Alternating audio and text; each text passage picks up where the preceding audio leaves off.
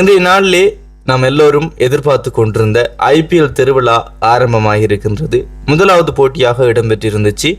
இறுதியாக ஃபைனலில் சந்தித்திருந்த, அதாவது 2025ஆம் ஆண்டு ஐபிஎல் சீசனில் இறுதிப் போட்டிகள் சந்தித்திருந்த இரண்டு அணிகளாகிய சன்ரைசர்ஸ் ஹைதராபாத் மற்றும் ராயல் சேலஞ்சர்ஸ் பெங்களூர் ஆகிய இரு அணிகளும் இன்றைய முதலாவது போட்டியில் சந்தித்திருந்தன.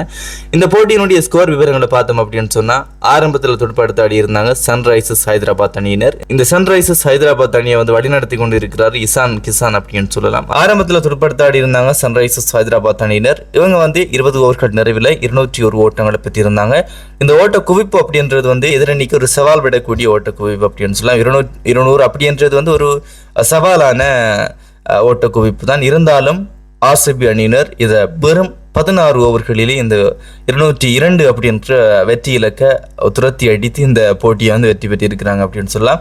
ஓகே, இந்த போட்டியினுடைய ஸ்கோர் விவரங்களை பார்த்தோம் அப்படின்னு சொன்னா, ஆரம்பத்தில் எஸ்ஆர்எச் அணியினுடைய ஆரம்ப துடுப்பாட்ட வீரர்களாக வந்திருந்தாங்க டிராவிஸ் ஹெட் மற்றும் அபிஷேக் சர்மா. டிராவிஸ் ஹெட் 11 ஓட்டங்களை பெற்றுக் கொடுத்திருந்தார். அபிஷேக் சர்மா 7 ஓட்டங்களை பெற்றுக் கொடுத்திருந்தார். இசான் கிசான் இன்றைய நாளில் ஒரு மிக ஒரு அசத்தலான துடுப்பாட்டத்தை வெளிக்காட்டியிருந்தார் அப்படின்னு சொல்லலாம். 80 ஓட்டங்களை பெற்றுக் கொடுத்திருந்தார். வெறுமனே 38 பந்துகளில்.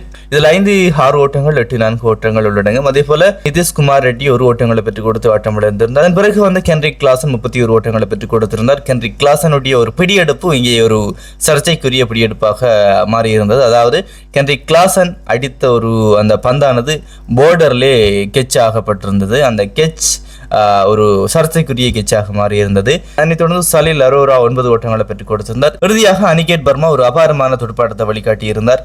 18 பந்துகளில் 43 ஓட்டங்களை பெற்றுக் கொடுக்க அணியினுடைய ஓட்ட எண்ணிக்கையானது 20 ஓவர்கள் நிறைவில் 9 விக்கெட்டுகளை இழந்து 201 ஓட்டங்களை பெற்றுக் கொண்டிருந்தாங்க. அதே போல ஆர்சிபி அணியினுடைய பந்து வீச்சை பார்த்தோம் அப்படின்னு சொன்னா, ஜேக்கப் டஃபி 4 ஓவர்கள் பந்து வீசி 22 ஓட்டங்களை பெற்றுக் கொடுத்து 3 விக்கெட் நீக்கை பெற்றிருந்தார். இவர் தான் இன்றைய போட்டியினுடைய ஆட்ட நாயகன் அப்படின்றது குறிப்பிடத்தக்கது.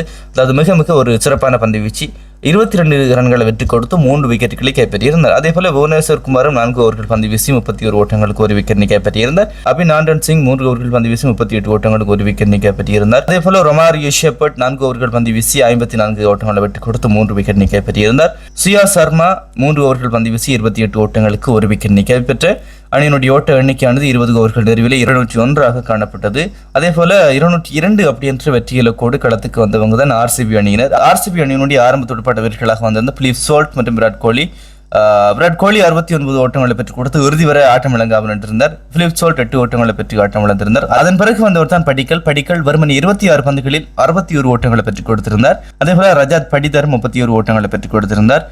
ஜிட்டஸ் சர்மா 0 ஆட்டம் இழக்க. அதன் பிறகு வந்த டிம் டேவிட் 16 ஓட்டங்களை பெற்றுக் கொடுக்க 15.4 ஓவர்கள் நிறைவிலே இந்த போட்டியில ஆர்சிபி அணியானது வெற்றியினை பெற்றுக் கொண்டிருக்கிறாங்க. அதே போல இந்த சீசன்ல வெற்றியோட முதலாவது போட்டியை ஆரம்பித்திருக்கிறாங்க ஆர்சிபி அணி அப்படின்னு சொல்லலாம். நாளை நாளிலே மும்பை இந்தியன்ஸ் மற்றும் கல்கத்தா நைட் ரைடர்ஸ் ஆகிய 2 அணிகளுக்கு இடையிலான போட்டி இடம்பெற இருக்கின்றது.